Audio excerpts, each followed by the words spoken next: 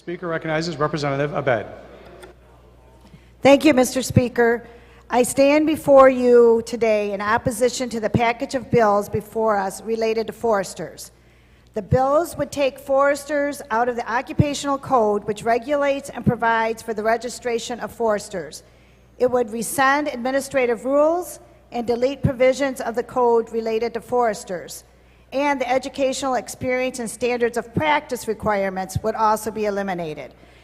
As a member of the Regulatory Reform Committee, in the few days we were given notice, and by the way, there was no notice given to the foresters by Lara, I reached out to as many stakeholders as possible, as well as my constituents, in addition to doing research. I was able to get a few stakeholders to the committee.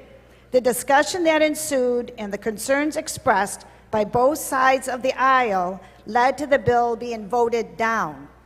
However, it was then voted for reconsideration, and last week was taken up again with no testimony and voted out. So here it is today before you with much opposition. I want to give you just a sample of the people that are against this, against the deregulation of the forestry.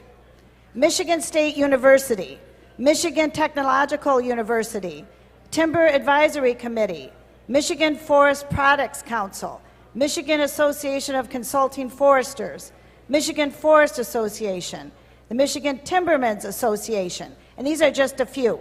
And I want to just quote from a few of those. A letter from MSU, College of Agricultural and Natural Resources, states, foresters provide the professional advice needed for sustainably managing our forests. Close to 1 million acres of Michigan's forests are certified as sustainably managed. I want to just quote from someone that worked for the DNR, Deborah Huff. She stated, these bills will have a definite negative effect on our private forest lands.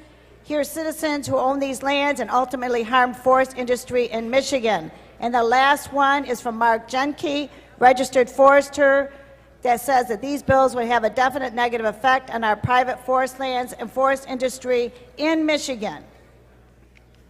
It is ironic to me that the same council appointed by the governor to provide advice and counsel to his office, the MEDC, the Michigan DNR, and MDARD on policy and procedures related to timber management came out opposed to these bills. Regarding the cost, many people say there is a cost. However, there was a fiscal analysis done.